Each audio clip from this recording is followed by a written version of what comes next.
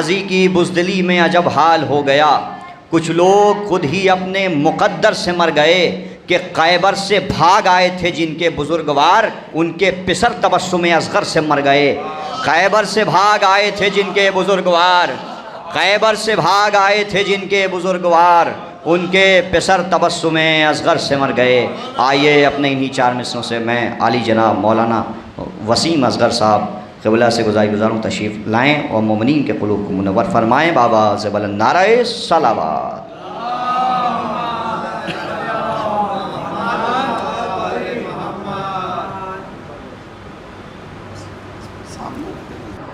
ماشاء اللہ لا حول ولا قوة الا باللہ العلی العظیم۔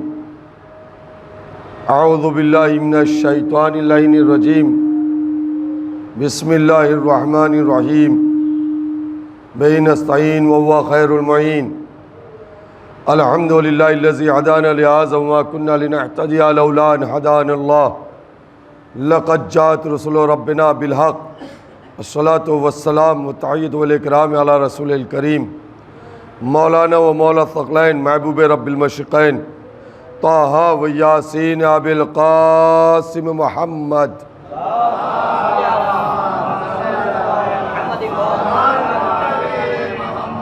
ثم الصلاة والسلام والتحیۃ والاکرام علی اہل بیت الطیبین الطاہرین المعصومین المظلومین المقتولین ولعنۃ اللہ علی اعدائہم اجمعین من الآن الى قیام یوم الدین، آمین یا رب العالمین۔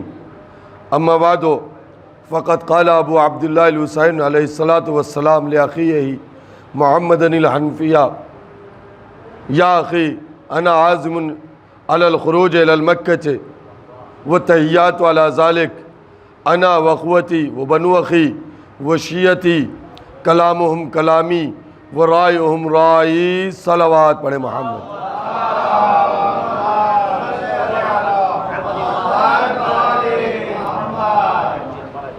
عزیزان گرامی قدر،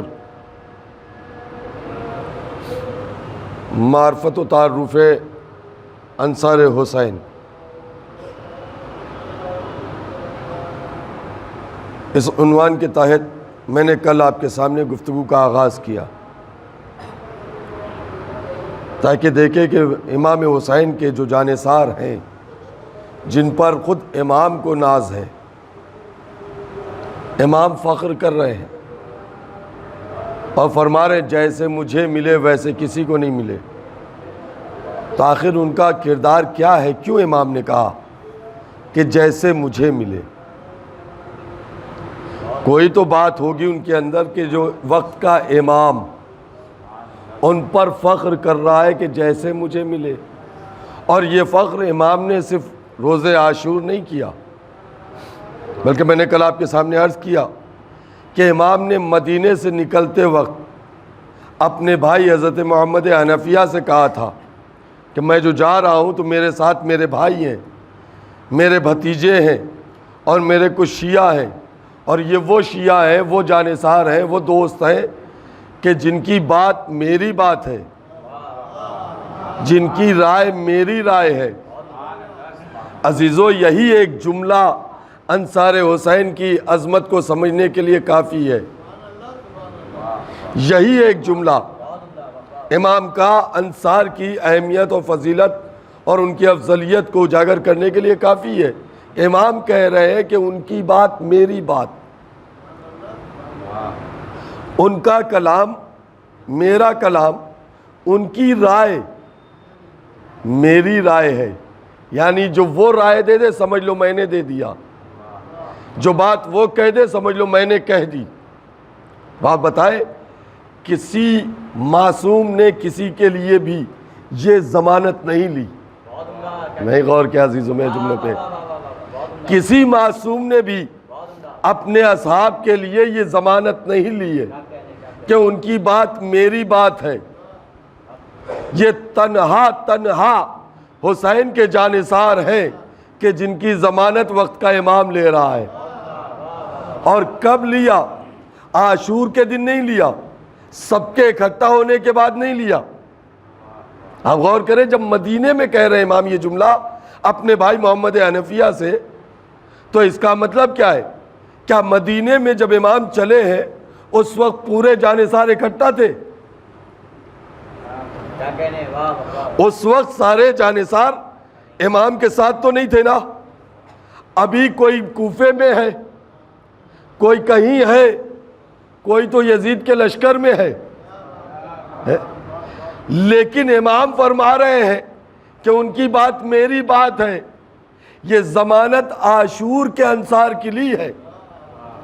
غور کریں عزیزو, یہ ضمانت امام نے عاشور کے ناصروں کے لیے ہے, راستے میں آنے اور جانے والوں کی نہیں لی.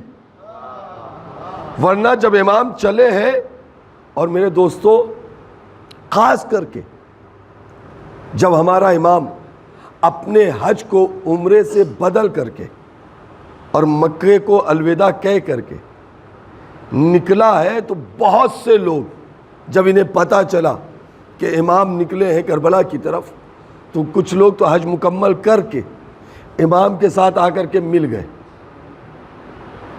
کیوں؟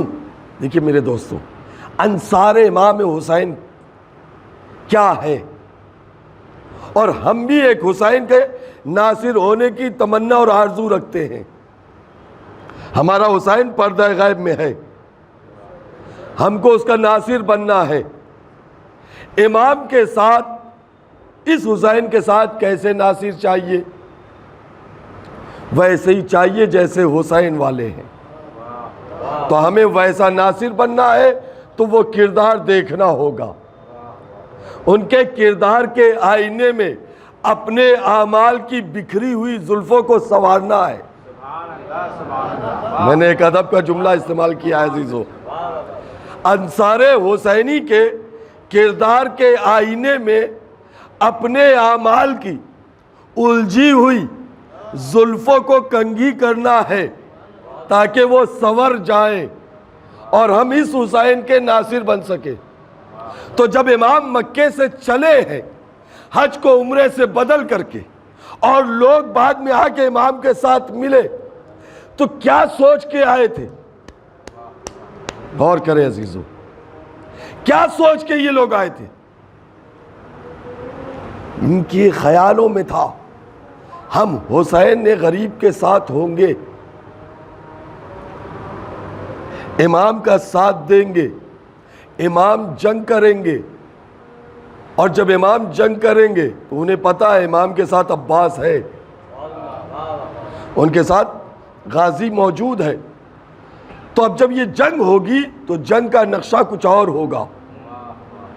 جو کربلا کا ہے وہ تصور میں نہیں ہے, ان کے ذہنوں میں نقشہ یہ ہے کہ جب امام جنگ کریں گے تو امام کامیاب ہوں گے, امام جنگ جیت جائیں گے, اور جب جنگ جیتیں گے تو حکومت امام کی ہوگی.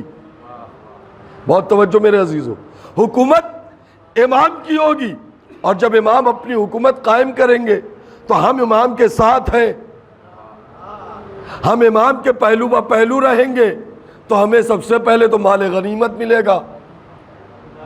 غور کیا عزیزو, ہمیں مال غنیمت ملے گا, اور جب امام حکومت کریں گے تو ہمیں دولت ملے گی, ہمیں حکومت میں حصہ ملے گا, کہیں کی گورنری مل جائے گی, کہیں کا اقتدار مل جائے گا, کہیں کی کرسی مل جائے گی. لہذا چلو حسین غریب کے ساتھ چلتے ہیں.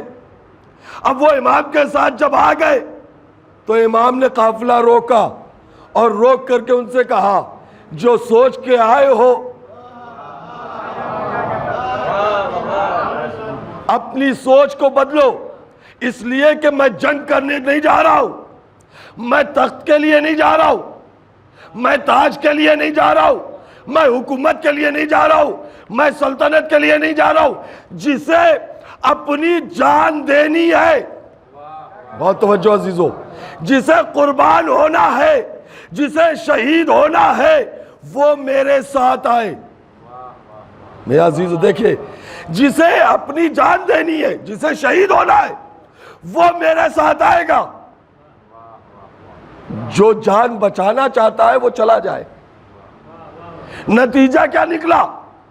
جتنے آئے تھے واپس چلے گئے. نہیں غور کیا آپ نے؟ جتنے آئے تھے سب واپس ہو گئے، لیکن ایک کوفے میں تھا تو حسین نے اسے خط لکھ کے بلا لیا۔ بہت توجہ عزیزو، ایک کوفے میں تھا جو آیا نہیں ہے بظاہر، حسین نے خط لکھ کے بلایا ہے۔ یعنی آپ غور کریں، کچھ وہ ہے جو خود سے آئے، جو خود سے آیا امام نے اسے پلٹا دیا، جو نہیں آیا تھا امام نے اسے بلا لیا۔ کیوں؟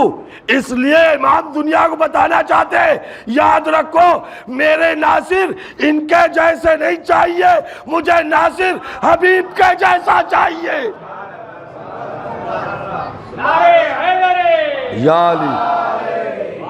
میرے دوستو یہ لمحات فکر کے ہیں، غور کے ہیں، یہ لمحات سوچنے کے لیے ہے کہ ہم امام کا ناصر بننا چاہتے ہیں، کیا ہمارے اندر وہ کوالٹیز پائی جاتی ہے؟ کیا ہمارے اندر وہ کردار پایا جاتا ہے کہ ہم حسین کے ناصر بن سکے؟ آج کے حسین کے ناصر ہم بن سکے کیا؟ کہیں ایسا تو نہیں کہ ہم اسلام میں دولت کے لیے ہیں؟ کہیں ایسا تو نہیں ہم اقتدار کے لیے ہیں، ہم حکومت کے لیے ہیں، ہمیں نام و نمود چاہیے، ہمیں شہرت چاہیے؟ اب اندازہ کیسے لگے؟ اپنے کو پہچاننے کا، معاف کرنا جملہ دے رہا ہوں، اگر سخت ہو جائے تو مجھے معاف کیے گا، لیکن سچائی بیان کر رہا ہوں، ایک تلخ حقیقت اب آپ کے سامنے بیان کرنے جا رہا ہوں۔ کیسے پتا چلے کہ ہمارا اسلام میں رہنا یہ اخلاص کے لیے ہے یا نام و نمود کے لیے؟ کردار ہمارا کیسا ہے؟ ہم اس حسین کے سپاہی بننے کے لائق ہیں کہ نہیں؟ ثانیہ زہرا پہ سلام کرو کہ جس نے مجلس کی صورت میں یہ فرش ازاں ہمیں دے دیا تاکہ ہم اپنے کردار کو پہچان سکے کہ واقعی میں ہم حسین کے ناصر بن سکے یا نہیں بن سکے۔ اگر مجلسوں کو نام و نمود کے لیے کیا جائے، نہیں غور کیا عزیزو، اگر انجمن کا عہدہ نام و نمود کے لیے لیا جا رہا ہے، اگر مجلسیں دکھاوے کے لیے کی جا رہی ہے، تو اس کا مطلب ہمارے اندر ابھی حبیب کا کردار نہیں آیا۔ نہیں غور کیا عزیزو، ابھی ہم حسین کے وہ ناصر نہیں بنے جن کو بلایا جائے، ہم وہ ناصر نہیں بنے ہیں جن کو بلایا جائے۔ اس کا مطلب ہم وہ ناصر ہیں جو خود سے آ گئے تھے، دولت کے لیے، حکومت کے لیے، اقتدار کے لیے، نام و نمود کے لیے، شہرت کے لیے نہیں۔ یہ مجلسیں ان سب چیزوں کے لیے نہیں ہیں، یہ مجلسیں کردار بنانے کے لیے ہے، یہ مجلسیں اپنے آپ کو سجانے اور سنوارنے کے لیے ہے۔ میرے عزیزوں، مجلسوں میں بیٹھا کرو، کئی مجلس ہو، کوئی پڑھے۔ اگر چاہتے ہیں کہ واقعی ہم حسین کے ناصر بنے تو مجلسوں میں بیٹھو۔ میں یہاں رک کر کے ایک جملہ کہنا چاہتا ہوں، بھائی یاد رکھنا میرے نوجوان دوستو، ان مجلسوں میں کیوں آؤ؟ ہمیں اس مجلس کی اور خاص کر کے فرش ازاں کی اہمیت نہیں معلوم۔ ہم مجلسوں میں جاتے تو ضرور ہیں، مگر 90% یہ دیکھنے میں آتا ہے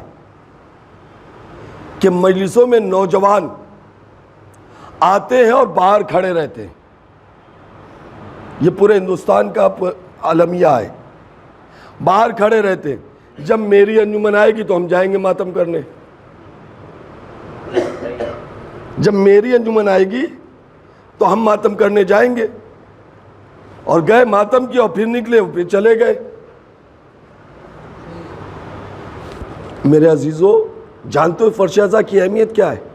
تمہارا اور ہمارا 8واں امام، امام رضا غریب علیہ السلام،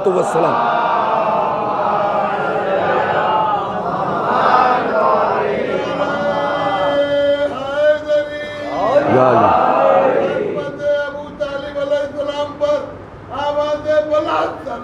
اللہم صلی اللہ علیہ وسلم۔ بڑا عجیب و غریب جملہ امام کا ہے، قسم خدا کی یہ جملہ جھنجھوڑ دیتا ہے انسان کے ذہنوں کو۔ سنو گے امام کیا فرماتے ہیں؟ جب امام سے پوچھا گیا کہ مولا یہ بتائیے مجلسوں کی اہمیت کیا ہے، فرش ازا کی عظمت کیا ہے، تو امام نے بس ایک چھوٹا سا جواب دیا کہ اگر تمہیں پتہ چل جائے کہ اس فرش ازا کی اہمیت کیا ہے، اس مجلس کی اہمیت کیا ہے، تو تم مجلس میں جگہ لینے کے لیے، بیٹھنے کے لیے جگہ پانے کے لیے اپنے بھائی کا مرڈر کر دو۔ اللہ اکبر، ذرا غور کریں عزیزو، اگر تمہیں پتہ چل جائے کہ اس فرش ازا کی کیا اہمیت ہے اور اس پہ کیا ملتا ہے، تو تم اپنے بھائی کا خون کر دو، صرف فرش ازا پہ بیٹھنے کے لیے، جگہ لینے کے لیے۔ اب سمجھے آپ یہ کیوں کہہ رہے ہیں امام؟ نعوذ باللہ، کیا امام کہہ رہے ہیں کہ خون کرو؟ نہیں، امام کبھی کبھی نگیٹو رخ سے پازیٹیو کا اندازہ لگایا جاتا ہے۔ اس جملے کے ذریعے امام بتا رہے ہیں کہ اہمیت کیا ہے۔ انسان کو جب کسی شے کی، قیمتی شے کی اہمیت کا اندازہ لگ جاتا ہے تو اس کو پانے کی ہر طریقے کی کوشش کرتا ہے، ہر طریقے کی کوشش کرتا ہے، اپنی جان جوخم میں ڈال دے گا لیکن چاہے گا مل جائے۔ بھائی اسی لیے امام نے کہا ہے کہ اس فرش کی اہمیت کو سمجھو، اس لیے کہ یہ فرش ازا انسان کو حبیب بناتا ہے، انسان کو حور بناتا ہے۔ دیکھیں کیسے جالس آ رہے ہیں، ہمیں انصار بننا ہے۔ دیکھیں یہودیوں پہ عذاب کیوں ہے؟ عیسائیوں پہ عذاب آیا کیوں؟ مجوسیوں پہ عذاب ہے کیوں؟ اور اس قوم پر، نبی کی امت پر بھی عذاب آئے گا تو کیوں آئے گا؟ یہودیوں پہ عذاب اس لیے ہے کہ یہودی خدا کے بیٹے کے قائل ہیں، اللہ کے بیٹا ہے۔ عیسائیوں پہ اس لیے عذاب آئے گا، خود امام حسین نے کربلا کے میدان میں یزید کی فوج کو خطاب کرتے ہوئے فرمایا ہے، سید مکرم نے اپنی کتاب میں مقتل الحسین میں اس واقعے کو لکھا ہے کہ امام نے جب یزیدیوں سے خطاب کیا تھا تو فرمایا ہے کہ سنو یہودیوں پہ عذاب آئے گا، اور شدید عذاب آیا اس لیے کہ انہوں نے اللہ کا بیٹا مانا۔ عیسائیوں پہ عذاب آیا، شدید عذاب آیا اس لیے کہ وہ تین خدا کے قائل تھے، تین خدا کے قائل تھے۔ مجوسیوں پہ بھی شدید عذاب آیا، کیوں؟ اس لیے کہ وہ چاند اور سورج کی پرستش کرنے لگے۔ اور تم پر بھی سخت عذاب آئے گا اس لیے کہ تم نے اپنے نبی کے نواسے کو قتل کیا، اپنے نبی کے نواسے کو قتل کیا۔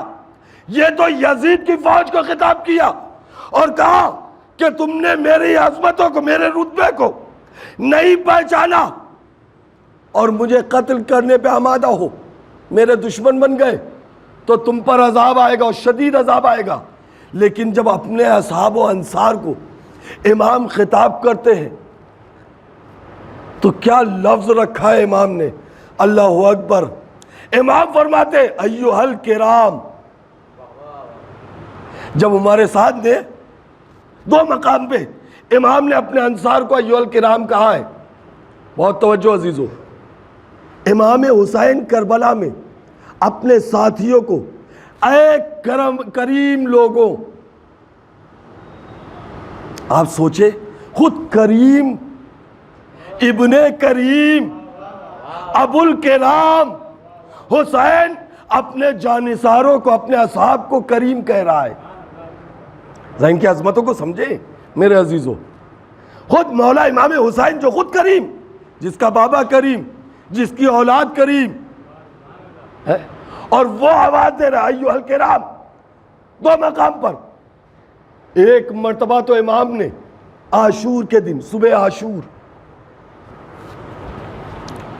بات ابھی مجھ سے اورنگ آباد میں بھی ایک سوال ہوا تھا چاچا کہ مولانا ایک دن میں 72 جانثار کیسے مارے گئے؟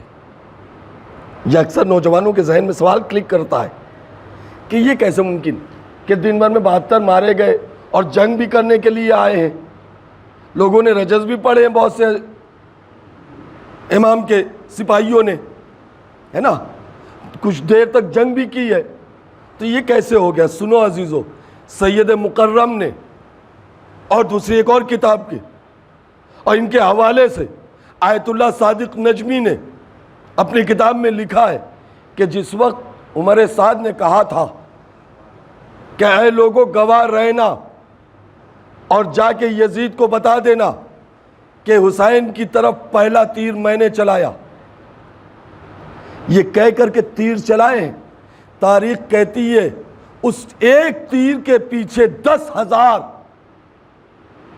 تیر امام کے خیمے کی طرف چلے۔ اللہ اکبر، ذرا غور کرنا عزیزو، جانثاروں کو پہچانو کیسے ہیں، حسین کے جانثار کیسے ہیں۔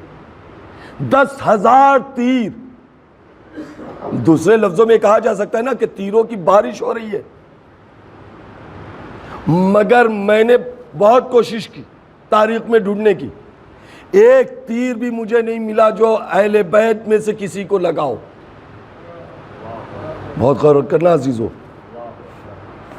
حسین کے جانثاروں کی عظمت ہے یہ، ایک تیر بھی کسی کو لگا ہو حسین کے اہل بیت میں سے، تو یہ سارے تیر گئے کہاں؟ تاریخ کہتی ہے حسین کے جانثاروں نے، سید مکرم نے لکھا، آیت اللہ صادق نجمی نے ان کے حوالے سے لکھا ہے، وہ لکھتے ہیں کہ جب تیروں کی بارش رکی ہے، گرد و غبار چھٹے ہیں، تو تقریباً 50 جانثاروں نے ایک ساتھ سلام کیا ہے، مولا تم پر میرا آخری سلام۔ اب آپ سمجھ رہے ہیں کہ حسین کی فوج کیسے ایک دن میں ختم ہو گئی؟ حملہ اولا میں 50، یعنی 75% تو ختم ہو گئے نا حسین کے ساتھی، 72 میں سے 50، اب بچے کتنے؟ صرف 20-22۔ اب آپ سوچئے اس حاکم، اس بادشاہ کے بارے میں کہ جس کی فوج 3 حصہ پہلے ہی حملے میں ختم ہو گئی ہو، اس فوج کے، بہت جملہ دے رہا ہوں عزیزو، عظمتوں کو پہچانے، اس فوج کے دوسرے جو سپاہی، امام کو چھوڑ دی، امام ہے نا، لیکن بقیہ جو سپاہی تھے امام کے ساتھ، ان کے قدم تو اکھڑ جانے چاہیے تھے نا؟ نہیں غور کیا عزیزو آپ نے؟ ان کے قدم اکھڑنے چاہیے تھے کہ نہیں؟ کہ میری فوج تو ختم، اب ہم یہ چند افراد، اور یزید کی فوج کی سب سے کم تعداد 30,000 ہے تاریخ میں، کم سے کم تعداد 30,000، تو چلیے اسی کو ایکسپٹ کر لیے، 22 آدمی ادھر، نہیں غور کیا عزیزو، 22 آدمی ادھر بچے نا، اور ادھر 30,000، کیا مقابلہ ہے؟ اب تو ان 22 میں سے سب کو میدان چھوڑ کے بھاگ جانا چاہیے تھا، لیکن سلام کرو حسین کے جانثاروں کو جن میں سے کسی ایک کے قدم میں لغزش نہیں آئی۔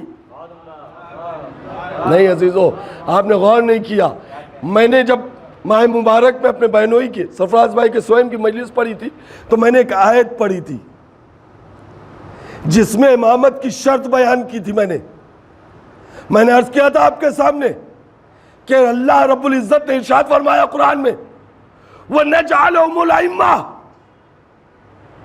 يَهْدُونَ بِأَمْرِنَا لَمَّا صَبَرُوا، ہم ہی کچھ لوگوں کو امام بناتے ہیں اور وہ امام ہمارے امر سے لوگوں کی ہدایت کرتے ہیں، لَمَّا صَبَرُوا، جبکہ وہ صبر کرتے ہیں.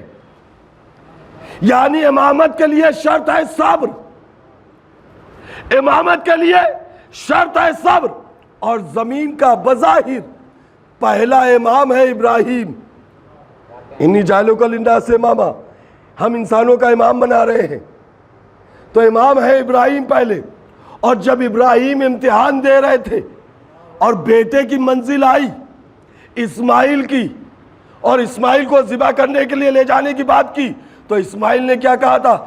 افعل ما تؤمر یا بتا، اے بابا جان آپ کو جو حکم ملا ہے کر دیجئے. اس کے بعد کیا فرمایا؟ ستجدونی انشاءاللہ من الصابرین، انشاءاللہ آپ مجھے صبر کرنے والا پائیں گے. شرط ہے صبر امامت کی. امامت ملنی تھی ابراہیم کو، مگر صبر کی گفتگو اسماعیل نے کی. کیوں؟ اس لیے کہ اسماعیل بتا رہے ہیں پہلی منزل پہ قانون بنے گا. آج قانون امامت بن رہا ہے تو آج ہی قانون بن جائے کہ جو امام کے امتحان میں ذریعہ بنے گا. نہیں غور کیا عزیزو، جو ذریعہ امتحان امام ہوگا اس کا بھی صابر ہونا ضروری ہے. امتحان ابراہیم کا ذریعہ امتحان اسماعیل بنے تو اسماعیل کہہ رہے میں صابر. اب سمجھ میں آیا کربلا میں امتحان تھا حسین کا، ذریعہ امتحان ہے حبیب و سعید و مسلم. اب ان کے قدم کیوں نہیں اکھڑے؟ اس لیے کہ صابر وہ ہوتا ہے کہ جس کے ہاں تڑپ نہیں ہوتی، بے چینی نہیں، اضطراب نہیں. دکھا دے دنیا مجھے کربلا کے جانثاروں میں سے کسی ایک کو بھی کہ جس کے ہاں تڑپ اور بے چینی پائی گئی ہو، جس کے قدم میں لغزش آئی ہو. کوئی نہیں آپ پہچانے. 80-85 سال کا بڈھا بریر ہمدانی، تاریخ کہتی ہے کمر جھک گئی تھی، یہ بھویں لٹک کر کے آنکھ پر آ گئی تھی، پلکیں گر گئی تھی آنکھ کے اوپر بھووں کے جھکنے سے، پوری آنکھ نہیں کھلتی تھی. مگر عاشور کے دن اپنی کمر پہ پٹکا باندھ کر کے اپنی کمر کو سیدھی کیا، امامے کو بھویں چڑھا کر کے اس انداز سے باندھا کہ آنکھیں کھل جائے. اور اب اپنی شہادت کے انتظار میں جب کھڑے تھے، ابھی مقتل میں نہیں جا رہے، کھڑے ہیں مسکرا رہے ہیں. پہچانو عزیزو، مقتل ہے جہاں لاشیں ہیں، جہاں خون ہے، جہاں قربانیاں ہیں، وہاں یہ بڈھا حسین کا ساتھی، مولا کا جانثار، ضعیف العمر، اور وہ مسکرا رہا ہے. آپ کو مسکراتے دیکھ کر کے ایسے ماحول میں مسکرانا، غور کر رہے ہو عزیزو؟ ایسے ماحول میں ہنسنا ممکن ہے؟ ہمارے ہاں طبعی موت ایک کی ہو جائے اور کوئی آنے والا آ کے مسکرا کے بات کرے تو ہمیں بڑا کھلتا ہے کہ میرے گھر میں موت ہے اور یہ مسکرا رہا ہے.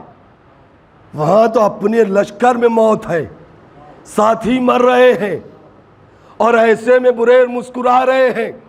جب مسکراتے ہوئے دیکھا تو کسی نے پوچھ لیا بریر یہ کون سا مسکرانے کا وقت ہے؟ غور کیا عزیزو، بریر یہ کون سا مسکرانے کا لمحہ ہے؟ یہاں لاشیں آ رہی ہیں، یا موت ہے، یا جانے جا رہی ہیں، یا قربانیاں ہیں، اور آپ مسکرا رہے. تو بریر آواز دیتے قسم ہے رب العزت کی. جملہ سننا عزیزو بریر کا، قسم ہے رب العزت کی کہ دنیا نے کبھی بریر کو کھل کے مسکراتے نہیں دیکھا. یا آپ مذاق کر رہے؟ کہہ رہے مجھے کسی نے کھل کے مسکراتے نہیں دیکھا.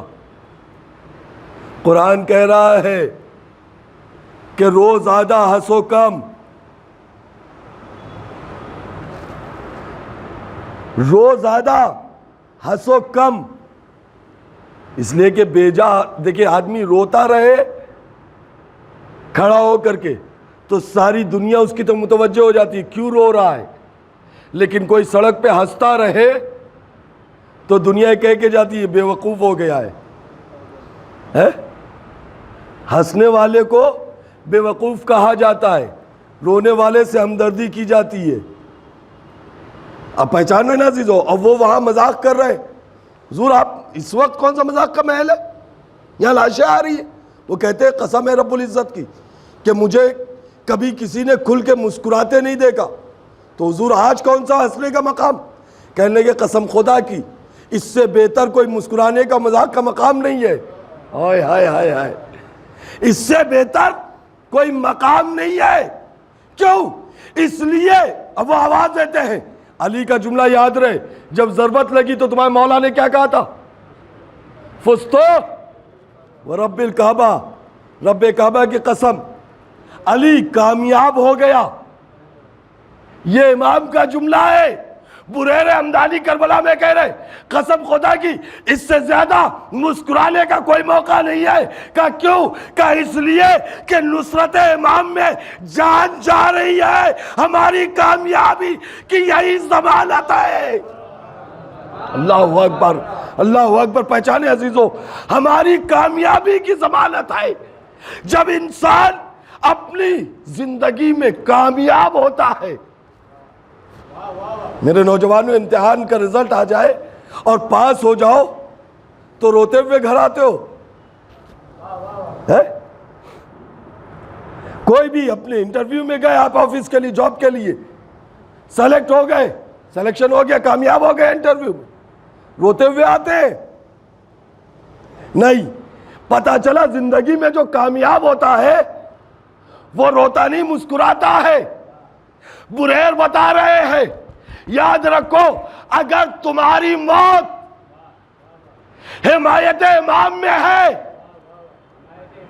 بہت توجہ عزیزوں میرے نوجوانوں, اگر امام کے ساتھ زندگی گزار کر کے ختم ہو رہی ہے تو اس کا مطلب تم کامیاب نہیں. آپ نے غور نہیں کیا عزیزوں.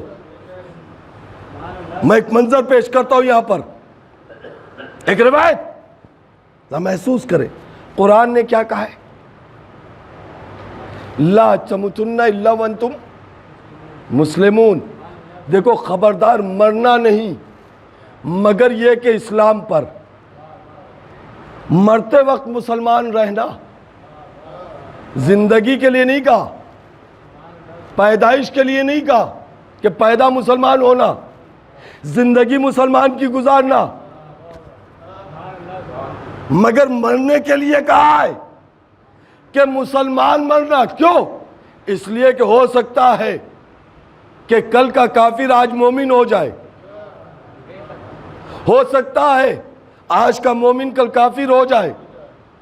نہیں, تاریخ میں دلیل ہے حضور, کل کا مومن آج کافر, آج کا مومن آج کا کافر, کل کا مومن زبیر, طلحہ اور زبیر نام سنا ہے نا.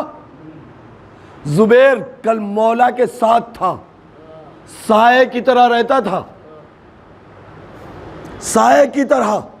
مولا نے فرمایا ہے کانا زبیر منا اہل البیت, زبیر ہم اہل بیت میں سے تھا. لیکن جب امام کے سامنے آ گیا, امام کے مقابلے میں آ گیا تو اب دنیا کہے گی علیہ السلام. لیکن کل کا کافر کیسا کافر کہ امام کے لجام فرس پہ ہاتھ ڈال دیا. نہیں غور کیا عزیزو, امام کو مقتل تک لے کے آیا, لیکن جیسے ہی امام کے قدموں پہ سر رکھا علیہ السلام ہو گیا تو پتا چلا جو امام کے مقابلے میں آ جائے وہ علیہ اللعن ہوتا ہے, جو امام کے ساتھ آ جائے وہ علیہ السلام ہوتا ہے نا. یا علی یا علی. ایک غور کرنا, میں نے اس منظر کو اس لیے پیش کیا کہ اب جو منظر پیش کرنا ہے اس کے لیے منظر تھا کہ جو امام کے ساتھ آ جائے, امام پہ جان قربان, تب کامیاب زندگی. مرو تو مسلمان مرو. میں نے آیت پیش کی آپ کے سامنے, اب سنیے رسول کا ایک باعظمت صحابی، ہاں ایسے صحابیوں کو ہم صحابی کہتے ہیں کہ جسے رسول اپنا میسنجر بنا کر کے بھیجے، جب میرے فرزند سے ملنا تو میرا سلام کہنا۔ وہ صحابی کہ جو قبر حسین کا پہلا زائر ہے، وہ صحابی کہ جس کے ذریعے سے ہم تک حدیث قصہ پہنچی ہے، حضرت جابر، مسجد نبوی بھری، اصحاب کا مجمع ہے، سننا اسلام پہ مرنا، اسلام کیا ہے، امام کیا ہے، مجمع بھرا ہوا ہے۔ جابر بیٹھے ہوئے ہیں، ایک مرتبہ کھڑے ہو کر کے پوچھتے ہیں، یا رسول اللہ یہ بتائیے امام کی تعداد کتنی ہے، کتنے ہیں امام؟ پیغمبر اسلام مسکرائے، مسکرا کے کہتے ہیں، رحم اللہ علیک یا جابر، اے جابر تم پر اللہ کا رحم ہو۔ بہت توجہ عزیزو، اے جابر تم پر اللہ کا رحم ہو، رحم یہ کہہ کے امام نبی نے بتا دیا جو امامت کی گفتگو کرتا ہے وہ رحمت کے شامل ہوتی ہے، اس کے شامل حال رحمت پروردگار ہوتی۔ میرے نوجوانوں، میں اس حدیث کے بعد سے ایک اپیل کرتا ہوں اپنے دوستوں سے، اپنے بھائیوں سے، تم اپنے دوستوں کے ساتھ ملا کرو، آپس میں باتیں کرو۔ اگر 20 منٹ مل رہے ہو تو 15 منٹ اپنی بات کرو، 18 منٹ اپنی بات کرو، میں کم سے کم 2 منٹ کے لیے امام کے بارے میں گفتگو کر لیا کرو، تاکہ جب جدا ہو تو خدا کی رحمت کے سائے میں جدا ہو، خدا کی رحمت کے سائے میں جدا ہو، اور تمہاری یہ گفتگو، یہ مجلس، یہ ملاقات، یہ نبی کے حکم کی روشنی میں ہو جائے۔ اس لیے نبی نے فرمایا ہے، زینوا مجالسکم، اپنی مجلسوں کو زینت دو، علی کے ذکر سے ملا کرو۔ اللہم صلی اللہ۔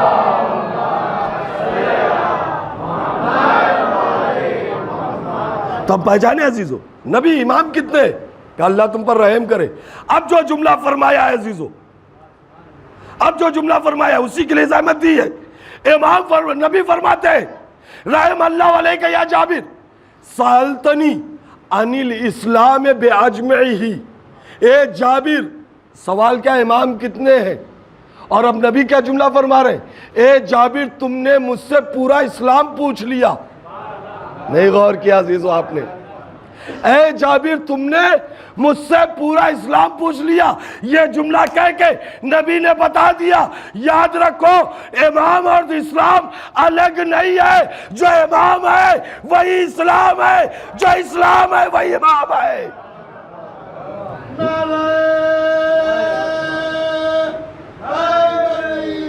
یا علی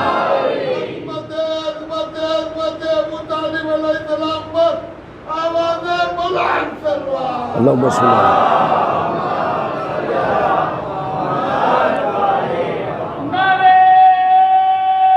محبت حیدری، اللہم صلی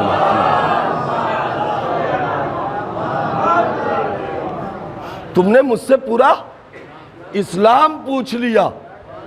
نہیں میرے عزیزو، اب سمجھ میں آیا؟ شاید شاہ صاحب نے بھی یہ حدیث دیکھ لی تھی، خواجہ صاحب نے، تبھی کہا تھا دین است حسین، حسین ہی دین ہے۔ اب سمجھ میں آیا بریر نے کیا کہا؟ میں مسکرا اس لیے رہا ہوں کہ یہاں سے کامیاب زندگی لے کے جا رہا ہوں، حمایت امام میں قربانی دے رہا ہوں، نصرت امام میں۔ تو جو امام کی نصرت میں زندگی گزارتا ہے اس کی زندگی کامیاب ہوتی ہے۔ میرے دوستو، ہم بھی ایک حسین کا انتظار کر رہے ہیں، ہم بھی ایک حسین کے ناصر بننے کی اور مددگار بننے کی تمنا رکھتے ہیں، سپاہی بننے کی تمنا رکھتے ہیں۔ تو اب اپنے اندر وہ کردار ہونا چاہیے، وہ صفت ہونی چاہیے، وہ کریکٹر ہونا چاہیے کہ ہم حسین کے ناصر بن سکیں۔ ایسے نہیں بننا ہے کہ ہم خود سے جائیں اور کہیں ایسا نہ ہو کہ شرمندگی ہو کہ امام کہے جائیے خدا حافظ. ایسے بناؤ اپنے کو کہ امام خط لکھ کے بلائیں چلے آؤ چلے آؤ. میں نے کل کہا تھا کہ معرفت کا یہ مطلب نہیں ہے. معرفت کا مطلب یہ ہے کہ دق الباب و دروازہ کھولیے تو فوراً قدموں کو چوم لیجئے مولا آپ آ گئے. یہ نہیں کہ آپ کون صاحب ہیں جی فرمائیے کیوں آئے ہیں, کیا کرنے آئے ہیں. اگر ہمیں یہ پوچھنا پڑے تو سیدھا مطلب ہے نا کہ ہم جانتے ہی نہیں امام کیا ہے. لیکن اگر قدموں پہ سر رکھے تب آپ سوچئے کہ کیا ہم ان دونوں کیٹیگری میں سے کس میں فٹ ہوتے ہیں. دو کیٹیگری ہے نا, ایک وہ کہ جو امام سے سوال کر رہی, ایک وہ جو امام کے قدموں کو چوم رہی. تو ہمیں سوچنا ہے اپنے آپ کے بارے میں کہ ہم ان دونوں گروپ میں سے کس گروپ میں فٹ ہو رہے ہیں. بس میرے عزیزوں, کیسے کیسے جانثار, کیسے کیسے ناصر ہیں امام کے. میں ایک ناصر کا تذکرہ کل کیا تھا کہ امام کو دیکھ کر کے رونے لگا. پوچھا کیوں رو رہے, تو کہا کہ مجھے ڈر اس بات کا ہے کہ میں تو جا رہا ہوں, یہ یزیدی میرے امام کے اوپر ظلم کریں گے. امام نے وہیں بیٹھ کر کے اس کے سر کو اپنے زانو پہ رکھا اور اس کے رخسار پہ اپنا رخسار رکھا. کل میں نے آپ کے سامنے یہ واقعہ بیان کیا تھا. آواز سنیے. ہم یزید کی فوج سے امام کی لشکر میں کون آیا تھا؟ ہم سمجھتے صرف حور آئے تھے, حور کا بیٹا آ گیا تھا, حور کا بھائی آ گیا تھا, حور کا غلام آ گیا تھا. نہیں میرے عزیزو, جب تمہارا امام حل من ناصرین کی آواز بلند کر رہا تھا, سنا عصر عاشور, ابھی علی اصغر کی شہادت نہیں ہوئی ہے, یا اس کے بعد کا منظر ہوگا, یعنی اسی کے آس پاس کا واقعہ ہے. مقتل الحسین میں موجود ہے, جا کے دیکھ لیے گا. امام نے یزیدیوں کو آخری بار خطاب کرتے ہوئے جب کہا ہے کہ کیا تم میں کوئی ایسا غیرتدار نہیں ہے جو حرم رسول خدا کی حرمت کا خیال رکھے, ان کا پاس کرے. جب یزیدیوں کو شرم دلائی ہے تو سب تو چپ رہے, لیکن دو آدمی اس وقت بھی نکل کے امام کے قدموں پہ آئے ہیں عصر عاشور, اور آنے کے بعد امام کی طرف سے پلٹ کر کے جنگ کیا ہے یزیدیوں سے اور جنت کو سدھا رہے ہیں.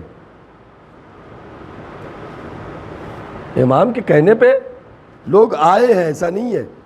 انہی میں سے ایک ہے کہ جس کی کنیت ابو شاسا ہے, نام یزید ہے, ابو شاسا کے نام سے تاریخ میں موجود ہے. یہ امام کی خدمت میں آئے, اور یزید کی فوج میں یہ بھی تیر اندازوں کے سردار تھے. جو تیر والا لشکر تھا یزیدیوں کا, اس میں سردار کی حیثیت رکھتے تھے, ٹولی کے ایک حصے کے سردار تھے. یہ امام کا خطبہ سن کر کے امام کے پاس آ گئے اور امام کے قدموں کو چوم کر کے امام سے جنگ کی اجازت لی. اجازت لے کر کے مقتل میں آئے اور جنگ کی. آپ نے جب جنگ کر رہے تھے, گھوڑے پہ بیٹھے ہوئے تھے, تاریخ کہتی ہے کہ آپ کا گھوڑا پائے ہو گیا, یعنی زخمی ہو گیا اور گر گیا. تو یہ گھوڑے سے اترے اور ان کی تلوار ٹوٹ گئی. تو یہ پلٹ کے امام کے پاس آئے. دیکھو کیسے جانے سارے امام کے. میرے عزیزوں, کیا کردار ہے قسم خدا کی. اب حسین فخر نہ کرے تو کیا کرے. سلام کرو ایسے جانے ساروں کو. پلٹ کر کے مقتل سے آیا ہے امام کے پاس, قدموں کو چوم کر کے امام سے فرماتا ہے حل رضیت عنی یا مولا, اے مولا کیا آپ مجھ سے راضی ہو گئے. آپ سوچے ذرا سا, آیا ہے یزید کا لشکر چھوڑ کر کے, امام سے اجازت لی ہے, لے کے جنگ کرنے گیا ہے, تو اس کا مطلب امام راضی ہے تب نا, امام نے قبول کر لیا. مگر تقریباً 40-45 یزیدیوں کو جہنم واصل کر کے اپنی تلوار سے پھر پلٹ کے آئے اور آ کر کے قدموں کو چوم کے دوبارہ پوچھ رہے حل رضیت عنی ابن رسول اللہ، اے اللہ کے رسول کے فرزند، کیا آپ مجھ سے راضی ہو گئے؟ امام نے اٹھایا، سینے سے لگایا اور لگا کے آواز دیتے، رضیت عنک یا ابا شاسا، اے ابو شاسا میں تم سے راضی ہو گیا۔ اور صرف اتنا ہی نہیں کہا کہ میں راضی ہو گیا۔ دیکھیے عزیز، اب میں بچوں کے لیے، اپنے دوستوں کے لیے ایک جملہ کہہ دوں تاکہ میرے جملے کے لطف بھی اٹھا سکے یہ بچے۔ عربی میں جب غائب کے لیے کوئی بات کی جاتی ہے تو ہو کی ضمیر لائی جاتی ہے، اور جب سامنے والے سے بات کی جاتی ہے تو کاف کی ضمیر لائی جاتی ہے۔ جیسے اس کی کتاب تو کتاب ہو، اس کا گھر تو کتاب ہو، اس لیے کہا جاتا ہے انہو یعنی اس سے۔ لیکن جب سامنے والے سے کہا جائے گا تو کتابوں کا، آپ کی کتاب، بیتوں کا، آپ کا گھر، ان کا، آپ سے، ہے نا، بات پہنچنی چاہیے، انہو اس سے، ان کا آپ سے۔ اب امام نے سینے سے لگایا، لگا کے کہا رضی تو ان کا یا ابا شاسا، اے ابو شاسا میں تم سے راضی ہو گیا۔ اس کے بعد فرماتے وقد رضی اللہ عنکا، اور اللہ بھی تم سے راضی ہے۔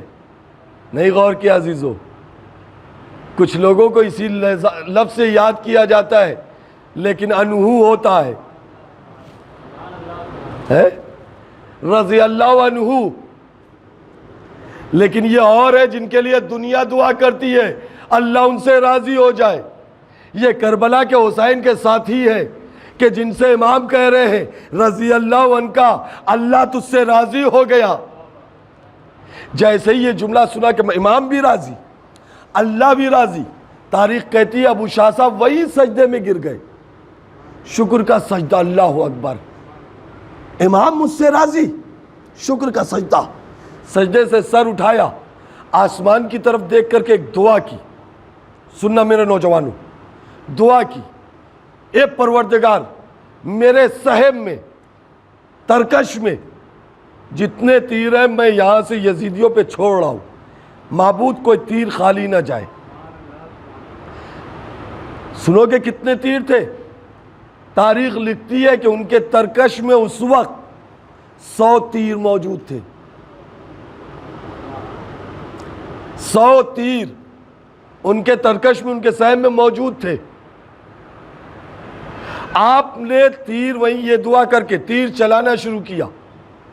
جب ان کا ترکش خالی ہو گیا تو دیکھو کربلا کے جانثار، قسم خدا کی عقل حیران ان کو سمجھنے سے۔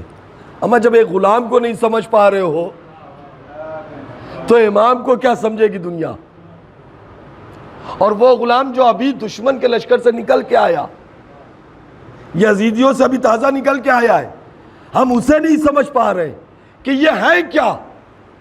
تیر چلائے 100 کے 100 تیر، اور جب تیر چلانا بند کر دیا، ختم ہو گئی تیر، تو اس کے بعد افسوس سے ہاتھ مل رہے اور ملتے ہوئے کہہ رہے میرے 5 تیر خالی چلے گئے۔ نہیں غور کیا تم نے میرے نوجوانوں؟ 100 تیر چلائے تھے، خالی کتنے گئے؟ اور اس 5 تیر کی کوئی ویلو ہے 100 میں؟ آپ بتائیے، 100 تیر چلائے ہیں، 5 کی کوئی ویلو بچی؟ ارے 25-50 ہوتے تو آدمی سمجھتا کہ ہاں کچھ لگے کچھ چلے گئے، 5 تیر کا مطلب تو 100% ہو گیا نا، ہے؟ لیکن اس 5 تیر کے لیے بھی کردار پہچانو، افسوس سے ہاتھ مل رہے ہیں کہ میرے 5 تیر خالی چلے گئے۔ امام نے پیٹھ پہ ہاتھ رکھ کے کہا اے ابو شاسا تیرا کوئی تیر خالی نہیں گیا۔ کہ مولا 5 تیر خالی گئے؟ ابو شاسا کہتے ہیں، امام فرماتے ہیں، تاریخ کہتی ہے امام فرماتے ہیں ابو شاسا وہ دیکھ ایک تیر وہ ادھر گرا، یعنی جسے ابو شاسا نہیں دیکھ پائے تھے امام نے اسے دکھایا۔ تو آپ پہچانے جو بظاہر صرف 5 تیر پہ افسوس کر رہا ہو 100 میں سے اس کا کیا کردار. پھر امام سے رخصت ہوئے, اجازت لی, مقتل میں پیدل آئے, گھوڑا تو پہلے ہی ان کا زخمی ہو چکا تھا, مر چکا تھا, پیدل آئے ہیں, اور آنے کے بعد یزیدیوں سے پھر جنگ کی ہے. اور جنگ کا یہ انداز ہے کہ جب دوبارہ ان کے ہاتھ سے تلوار گر گئی تو آپ نے زمین سے پتھر اٹھا اٹھا کے یزیدوں کو مارا, مگر کب تک اکیلا جنگ کرتا. چاروں طرف سے گھیر لیا گیا, اور پھر آپ نے سلام کیا, مولا میرا سلام لیجئے. تو یہ کردار ہے. جب یہ کردار دیکھا تو حسین آواز دے رہے فخر کرتے ہوئے, جیسے مجھے ملے. بس عزیزوں, یہیں سے انشاءاللہ کل گفتگو کا آغاز کروں گا. پہچانے کہ اصحاب حسین کیا ہے, کیا ہے ان کا کردار, کس طریقے سے جنگ کر رہے ہیں, کہ کسی کے پائے ثبات میں لغزش نہیں ہے, کوئی میدان چھوڑ کے ہٹ نہیں رہا ہے. امام پر قربان کیسے کیسے جانثار ہے, کیسے کیسے ناصر ہے حسین. اور جب انصار کا یہ عالم ہے, سپاہیوں کا یہ عالم ہے, تو اس علمدار کیسا ہوگا. آپ سوچیں, جس کو حسین اپنے فوج کا علمدار بنائے. یہی وجہ ہے جب آ کر کے امام سے کہتے مولا اجازت دے دو, تو امام فرماتے ہیں عباس کیسے اجازت دے دوں, تم تو میری فوج کے علمدار ہو. آقا وہ فوج کہاں ہے جس کا میں علمدار تھا. آقا مجھے اجازت دیجئے. ابھی بات ہو رہی تھی کہ ایک مرتبہ کانوں میں ایک آواز آئی, یا اماں قد قتلنی عطشانہ, اے چچا جان مجھے پیاس مارے ڈل رہی ہے, اے چچا پیاس نے کلیجے میں آگ لگا دی ہے. بھتیجی کی آواز سننا تھا. عباس گئے بھتیجی کے پاس, بھتیجی سے مشکیزہ لیا اور بھتیجی کو گود میں لیا, لے کے آقا کے پاس آئے. جب حسین نے منظر دیکھا تو کہا عباس سفارش لے کے آئے ہو, جاؤ عباس جنگ کی تو اجازت نہیں ہے, مگر پانی کا انتظام کرو, پانی کے سبیل کرو. عباس پانی لینے کے لیے گئے. بس 2 جملے, مجلس مصائب ختم ہو رہا ہے, مجلس تمام کر رہا ہوں عزیزوں. جب عباس مقتل میں آئے, فرات کے قریب گئے, تو عزیزوں اوپر سے نیچے جانا آسان ہے. فرات پہ پہنچے, مشکیزہ بھرا, بھرنے کے بعد فرات سے چلے, اب نیچے سے اوپر آنا, نشیب سے فراز کی طرف آنا, بلندی پہ آنا بڑا مشکل ہوتا ہے عزیزوں.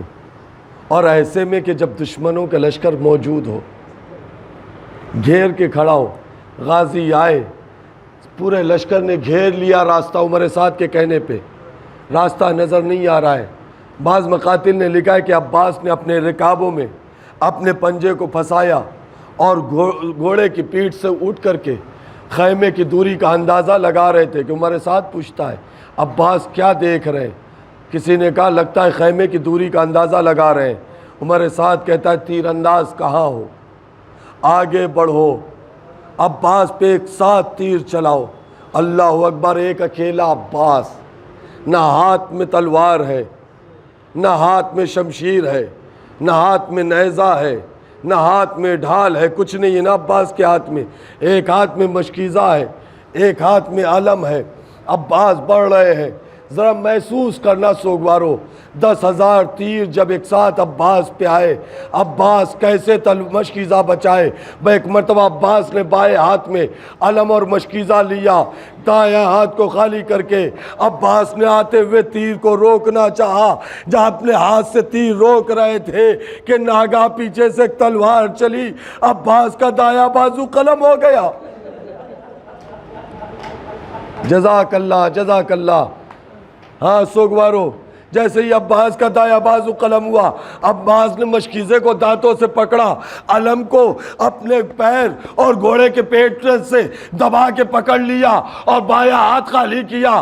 آتے ہوئے تیروں کو بائیں ہاتھ سے روک رہے تھے کہ ناگاہ دوسری تلوار چلی, عباس کا بایاں بازو بھی قلم ہو گیا. اب عباس مشکیزے کو کیسے بچاتے؟ عباس نے مشکیزے کو گھوڑے کی پیٹھ پہ رکھا اور اپنے سینے کو اس مشکیزے پہ رکھ دیا۔ اللہ اللہ سارے تیر آئے عباس کے بدن پہ لگ رہے ہیں، ناگہاں ایک تیر عباس کی آنکھ میں لگ گیا۔ نہیں عزیزو، اگر مصیبت کا اندازہ لگانا ہے نا عباس کی، تو ذرا اپنے کو بیچ میں لے آؤ، خود اپنے کو جگہ رکھو۔ کیسے؟ میرے نوجوانوں، میرے دوستوں، میرے عزیزوں، بہت سے میرے بزرگ بھی ہیں جو موٹر سائیکل چلاتے ہیں، بائک چلاتے ہیں، اور آپ بائک چلاتے ہوئے جاتے ہیں جب، اور راستے میں ہوا چلی، کوئی چیز اڑ کر کے آنکھ میں آ جائے تو کیا کرتے ہیں؟ جلدی سے اپنی گاڑی کو کنارے لگاتے ہیں، ہاتھ خالی کرتے ہیں اور اپنی آنکھ کو صاف کر لیتے ہیں۔ اے عزیزو، آپ تو اپنی آنکھ کو ہاتھ سے صاف کر لیتے ہو، مگر ذرا بتاؤ وہ عباس کیا کرے جس کی آنکھ میں تیر ہو اور دونوں ہاتھ کٹ چکے؟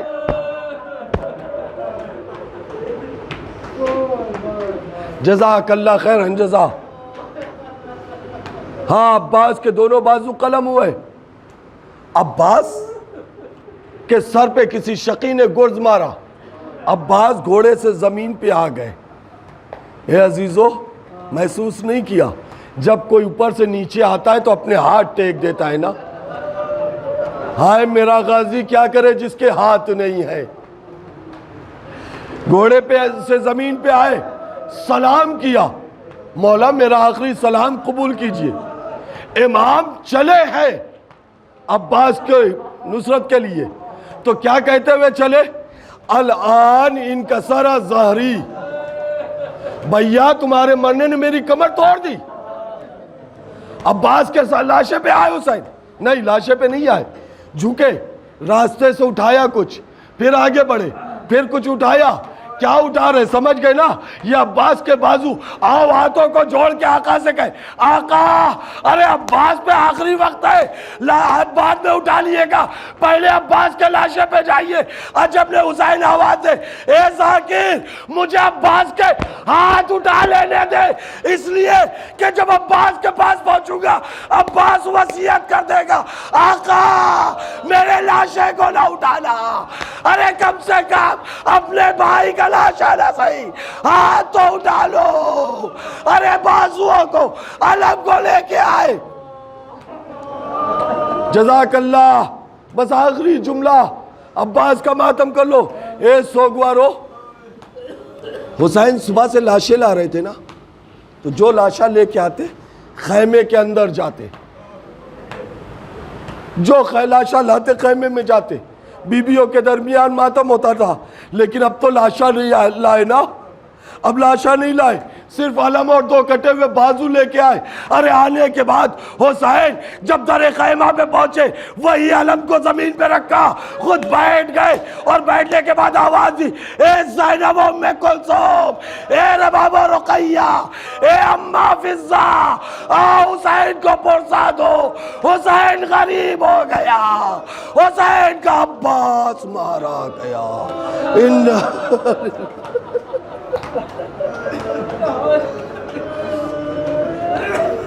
وَإِنَّا إِلَيْهِ رَاجِعُونَ، رضا بقضائه وتسلیما سيعلم الذين ظلموا أيام۔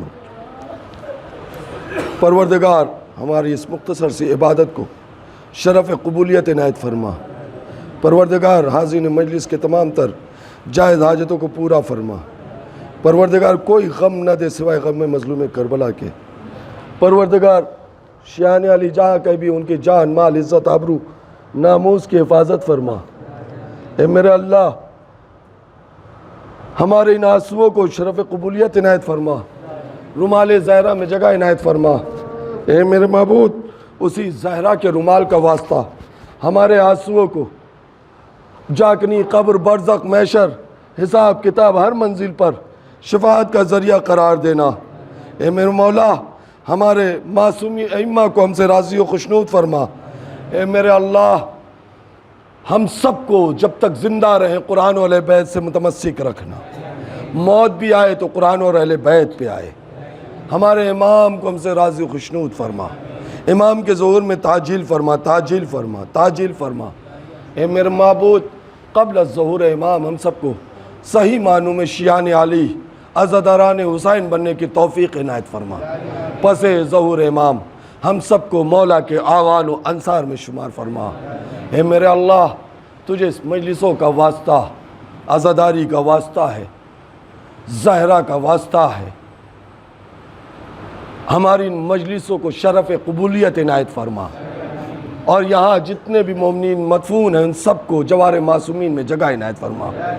آپ حضرات سے گزارش ہے, ایک ایک مرتبہ سورہ الحمد اور 3 مرتبہ سورہ اخلاص کی تلاوت فرما کر محترمہ فاطمہ زہرا بنت ابن الحسن, تحسین فاطمہ بنت محمد رضا نقوی, نازنین بیگم بنت ابرار حسین اور سید سرفراز احمد ابن سید نثار احمد, سید دلدار احمد ابن سید نثار احمد, سید سردار احمد ابن سید نثار احمد, سید علمدار احمد ابن سید نثار احمد, ان تمام مرحومین کی ارواح کو ہدیہ کر دیں. اللہم صلی اللہ علیہ وسلم.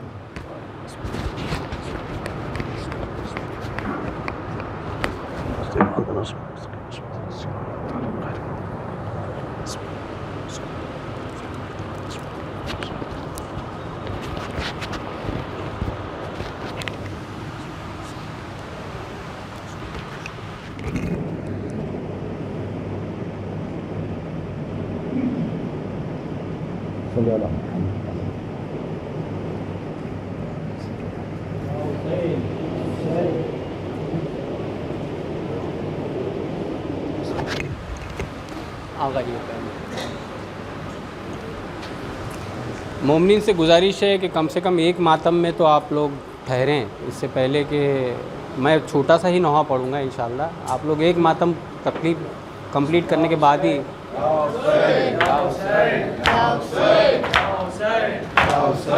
دو شعر میں پڑھتا ہوں, 2 شعر محمد بھائی پڑھیں گے انشاءاللہ. عباس کا ماتم ہے علمدار کا ماتم, عباس کا ماتم ہے علمدار کا ماتم, فرزند علی حیدر کرار کا ماتم, عباس کا ماتم ہے علمدار کا ماتم. عباس ہے شبیر کے خیموں کے نگہبان, پردے کے محافظ ہیں یہ بہنوں کے نگہبان, پردے کے محافظ ہیں یہ بہنوں کے نگہبان. دریا کا کنارہ ہے, دریا کا کنارہ ہے, دریا کا کنارہ ہے, وفادار کا ماتم, عباس کا ماتم ہے علمدار کا ماتم, عباس کا ماتم ہے علمدار کا ماتم. عباس نے شبیر کو ایک بار پکارا, خیمے میں میری لاش نہ پہنچے میرے آقا, شرمندہ سکینہ سے ہوا جاتا ہوں مولا. دریا کا کنارہ ہے, دریا کا کنارہ ہے, دریا کا کنارہ ہے, وفادار کا ماتم, عباس کا ماتم ہے علمدار کا ماتم. پکارتی ہے سکینہ کہ لوٹ آو چچا, پکارتی ہے سکینہ کہ لوٹ آو چچا, پکارتی ہے سکینہ کہ لوٹ آو چچا,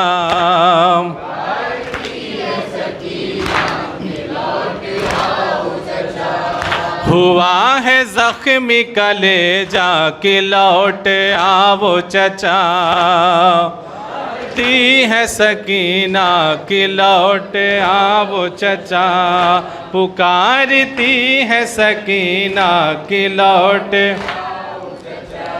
مجھے یقین تھا دریا سے لوٹ آؤ گے، ہمارے واسطے پانی ضرور لاؤ گے۔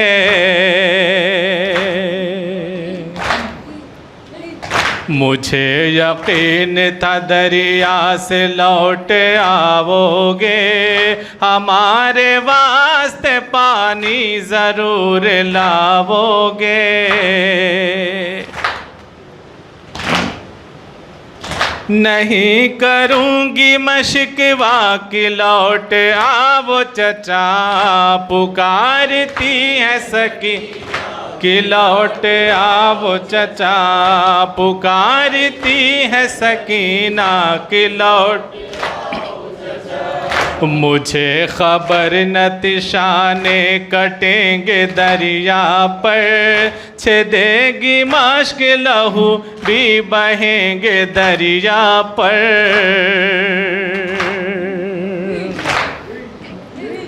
تم ہی تھے میرا سہارا کہ لوٹ آؤ چچا، پکارتی ہے سکینہ کہ لوٹ آؤ چچا، پکارتی ہے سکینہ کہ لوٹ آؤ چچا۔ ہوئے ہیں بابا میرے ذبح کند خنجر سے، کلیجہ پھٹتا ہے میرا بھی ایسے منظر سے۔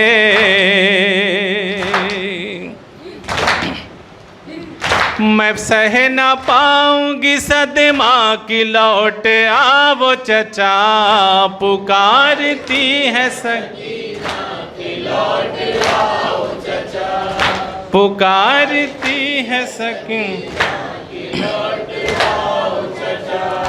ہوا ہے گھوڑوں سے پامال جس میں اطہر بھی، نجف سے آ گئی ہے آج روح حیدر بھی۔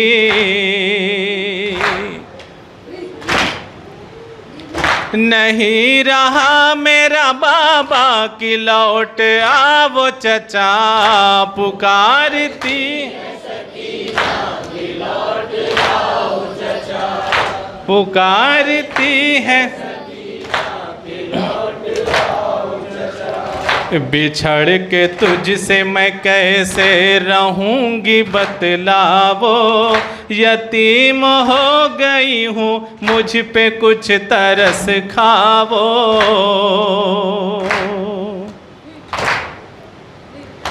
بہت دکھی ہے یتیمہ کہ لوٹ آؤ چچا، پکارتی ہے سکینہ کہ لوٹ آؤ چچا، پکارتی ہے سکینہ کہ لوٹ آؤ چچا۔ خیام جل گئے ہیں بیبیاں ہیں بے پردہ، کھڑی ہے آل نبی دشت میں رسن بستہ۔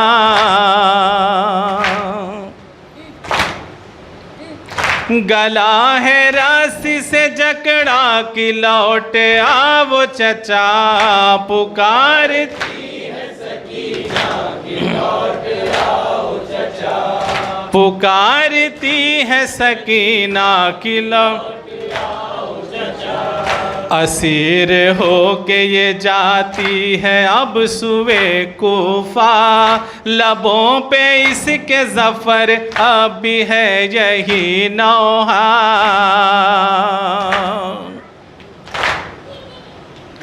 اسیر ہو کے یہ جاتی ہے اب سوئے کوفہ، لبوں پہ اس کے ظفر اب بھی ہے یہی نوحہ۔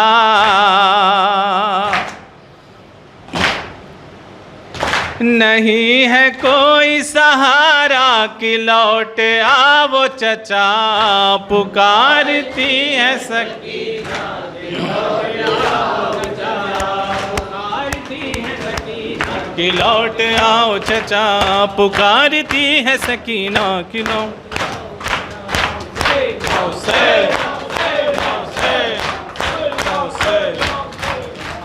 محمد صلوات اللہ صلی علی محمد وعلی محمد۔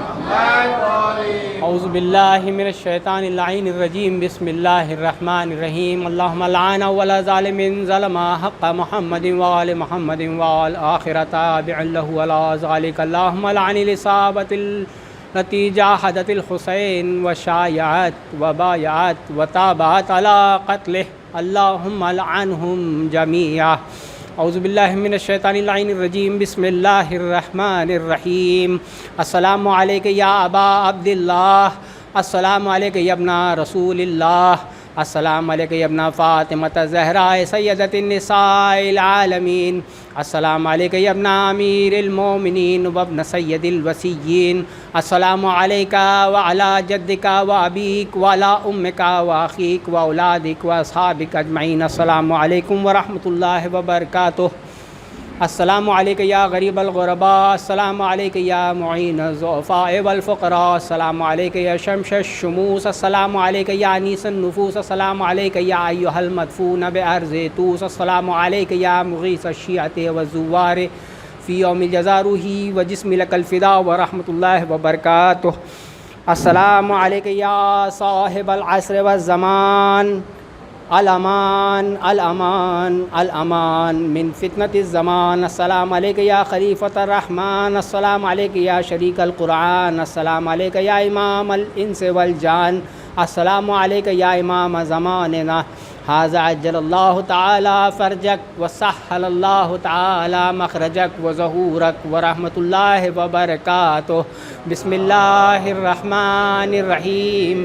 اللہم کن لولیک ابن الحسن صلواتک علیہ وعلی آبائہ فی ہذہ الساعة وفی کل ساعة ولیاً وحافظاً وقائداً وناصراً ودلیلا وعینا حتی تسکنہ ارضک طوعا وتمتعہ فیہا طویلا۔ اللہم صلی علی محمد وآل محمد۔